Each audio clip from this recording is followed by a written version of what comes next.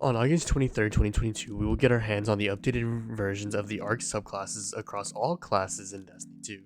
If Void and Solar 3.0 are any indicator of what we can expect in ARC 3.0, I imagine we will see some weapon synergy with our subclass. With that being said, I wanted to put a short list of weapons for you to get before the start of Season 18 next month. For this list, I put together weapons that will have great potential with the soon-to-be updated subclass, and I tried to prioritize weapons that are still easy to come across, while including some weapons that aren't as easy to come across, but are still going to be good for ARC 3.0. Be sure to like, comment, and subscribe for more content coming soon. Thanks! To kick this list off, I wanted to talk about the Season of Risen auto rifle, Sweet Sorrow. Sweet Sorrow is a 720 RPM auto rifle that drops from the war table in the helm or the end of PsyOps battleground missions. It can also roll with some top tier perks like auto-loading holster, triple tap, stats for all, and perpetual motion in column 3, and demolitionist, vorpal weapon, and one for all in column 4. I'd recommend going for stats for all, one for all, as it will turn this weapon into a powerhouse, especially in higher end content. Definitely a great weapon to get and hold on to for ARC 3.0. Next up, we have the Nation of Beasts. This is a 140 RPM hand cannon that drops from the Last Wish raid, and I wanted to highlight the curated roll, which drops from the Morgoth encounter. The curated roll comes with the Outlaw and Dragonfly, which could prove to be a deadly combination when paired with ARC 3.0. If you can't get your hands on the curated roll, then you can try to get your hands on either Explosive Payload or Rampage, which would make the gun just as good.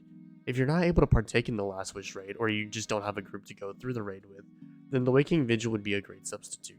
The Waking Vigil drops from Dreaming City activities and can drop from the arsenal of the Dreaming City engram at the war table in the helm, which will give you a chance of obtaining it for a small price. I'd recommend going for Outlaw or Rapid Hit in column 3 and Dragonfly in column 4. Regardless of which hand cannon you end up picking, they will surely be great for ARC 3.0. Next up, I wanted to talk about the Insidious pulse rifle from the Valve the Disciple raid. This 450 RPM pulse rifle has a collection of perks that can make dropping adds light work and even has some perk combinations that would work well with builds. Another bonus for this weapon is that it is craftable, although it is a little more tedious to craft compared to the Sweet Sorrow, which was previously mentioned on this list. Regardless, this pulse rifle will work perfectly if you are looking for one to hold on to. My recommended perks for this weapon are Dragonfly, Stats for All, Demolitionist or Rapid Hit in column 3, and One for All, Adrenaline Junkie or Rampage in column 4.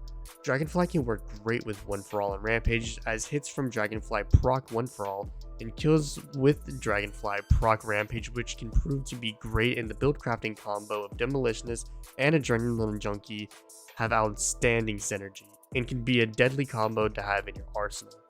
If you aren't able to get your hands on the Insidious, I'd recommend trying to get the third Axiom, which is the pulse rifle that drops at the end of Vanguard Ops and from Vanguard engrams. I'd recommend going for Feeding Frenzy or Subsistence in column 3 and Multi-Kill Clip or Rampage in column 4. It's worth noting that if you reset your Vanguard rank, you'll have a chance of getting additional perks in columns 3 and 4, making your pursuit for this role easier. Following the Insidious, we have the IKELOS SMG. I chose to put this weapon after the previous ones because this is probably one of the hardest weapons to get your hands on as of now. The only way to get your hands on this weapon is by either completing the Dares of Eternity activity during the week in which this weapon can drop in, or waiting for Xur to sell it 1 week. With that being said, if one of these two happen, then be on the lookout for Threat Detector or Subsistence in column 3, and Surrounded Vorpal Weapon or Demolitionist in column 4. Both of these sources can also drop the 7 Seraph SMG, and while I believe it is worse than the IKELOS SMG, it's a solid substitute if you can't get your hands on the IKELOS SMG. The role to look for on the substitute is 4 times the charm in column 3, and Dragonfly or Vorpal Weapon in column 4. If you get the chance to get either one, I'd recommend going for the IKELOS SMG, but either one is worth it, especially since they both can proc War Mind Cells. Great option for ARC 3.0 overall. The final weapon I want to highlight before we move to special weapons is the wonderful Trinity Ghoul. This exotic bow drops from exotic engrams and has found itself becoming one of the best add clear weapons in the game thanks to its catalyst, which will allow you to proc the exotic perk off of any arc kill.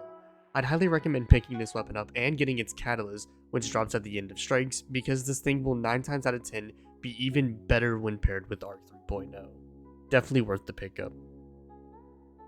Transitioning from kinetic weapons to special weapons, we have the Salvager Salvo grenade launcher. This grenade launcher was the ritual weapon from Season of the Chosen back in 2021. This weapon is still obtainable via the exotic kiosk in the tower. This weapon can be great for boss DPS as it has a combo of Demolitionist and Vorpal Weapon. It also has a great add clear combo of Ambitious Assassin and Chain Reaction. This should be a weapon to put on your wish list. But hey, do you know what's better than one grenade launcher? How about 2 grenade launchers to have for ARC 3.0? Sounds good? Well, good, because the next suggestion is the Forbearance grenade launcher from the Valve the Disciple raid. This weapon is phenomenal for add clear, as it can get the Ambitious Assassin chain reaction combination. And while Salvager's does have that role, I'd argue that Forbearance has an advantage, as it is a waveframe grenade launcher, meaning it can clear a line of adds and spread explosions to nearby enemies. An additional benefit for this weapon is that it is craftable, meaning you can get the Ambitious Assassin chain reaction roll easily. Definitely worth the grind it takes to get it. Next up is the Plug 1 Fusion Rifle. I would be lying if I said I planned to put this on the list originally. However, as I looked through different arc weapons and saw their perks, one perk made me see the massive potential this weapon has. That one perk is Reservoir Burst, which makes kills with your first shot of a magazine do more damage and cause enemies to explode. Combining this perk with Compulsive Reloader will make this weapon a force to be reckoned with. And hey, would you look at that, when the August 9th reset rolls around, this weapon will be farmable in the Arms Dealer Strike, and you'll be able to get the Adept version from the GM difficulty.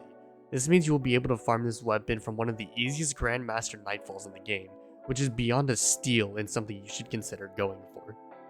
Why don't we show shotgun some love, yeah? Next up, we have the Xenoclast IV. This is a lightweight shotgun dropping at the end of Vanguard Ops and Vanguard Engrams.